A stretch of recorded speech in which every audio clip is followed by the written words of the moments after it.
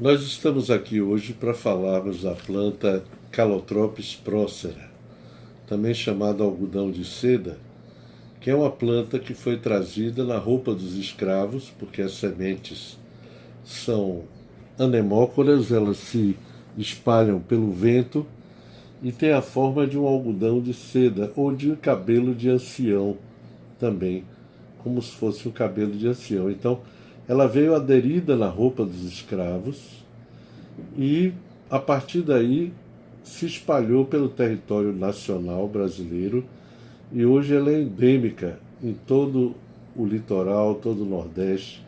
É uma planta ruderal, quer dizer, ela dá na vizinhança do quintal dos homens, da rudera em latim, dos romanos, né? O quintal. E ela dá na proximidade de cercas. Ela tem uma anatomia muito peculiar, ela se parece com o cérebro humano, com a divisão no meio do cérebro e a marca das circunvoluções ao longo. Ela também se assemelha a um testículo, daí o nome que ela tem no interior da Bahia, onde se chama de culhão de velho, porque ela parece um testículo enrugado. Mas para o cientista, o primeiro olhar, ainda mais para um neurocientista, a maior semelhança é com o cérebro propriamente dito. Então em 1995, eu caminhava pela orla de Salvador, na Bahia, e encontrei um terreno baldio com uma planta gigante de Calotropis procera, carregada de frutos.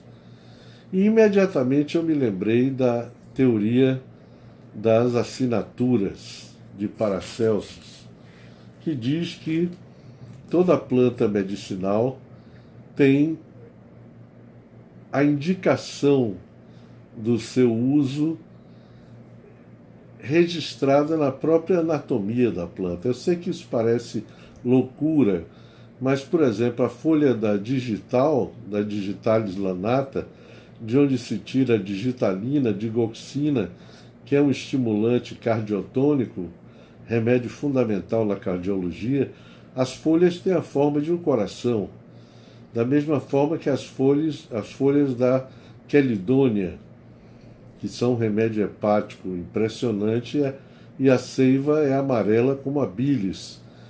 E eu poderia citar inúmeros outros exemplos, o Hipericum perforatum, a erva de São João, em que as flores são perfuradas pelo caule, o que indica o uso dela como uma medicação vulnerária, quer dizer, para feridas pérfuro-cortantes, como para instrumentos de bala.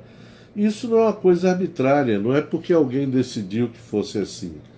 É porque é mesmo. Na realidade, as plantas têm a sua indicação medicinal, ninguém sabe por quê.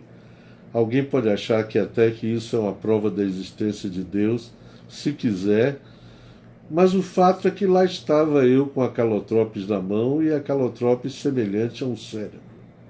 Eu resolvi abrir uma planta e olhar o interior do fruto. O interior do fruto é cheio de sementes.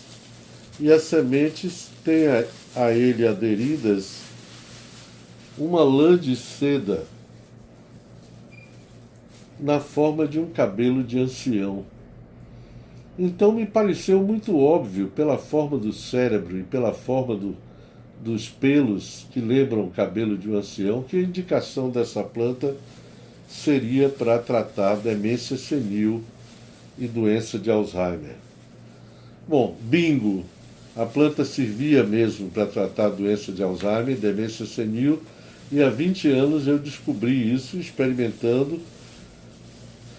Hoje em dia já se multiplicam as pesquisas mostrando os efeitos cognitivos da planta e do látex, mas há 20 anos atrás ninguém sabia disso.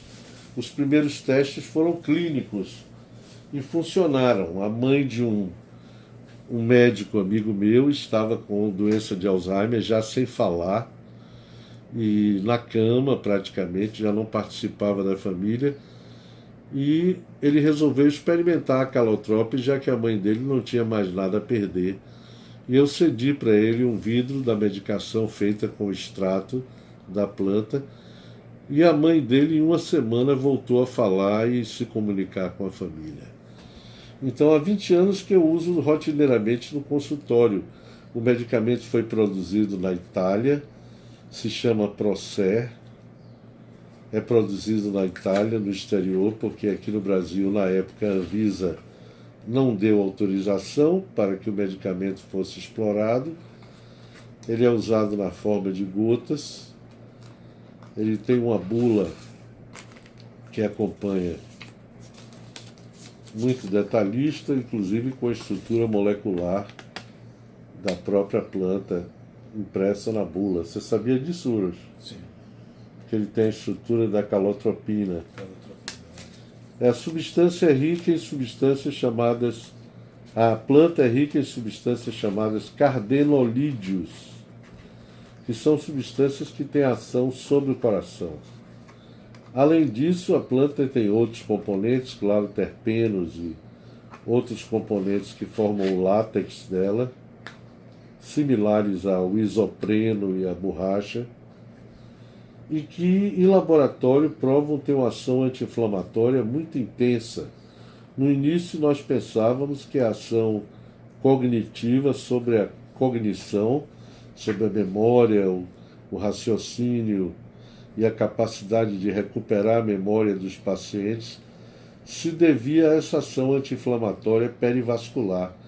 Mas depois, com as pesquisas mais recentes pelo mundo todo, se descobriu que a planta tinha de fato uma ação importante em fenômenos neurocognitivos. E a descoberta maior foi do nosso grupo, há uns cerca de 3 anos atrás, que nós identificamos que a calotropis tinha uma ação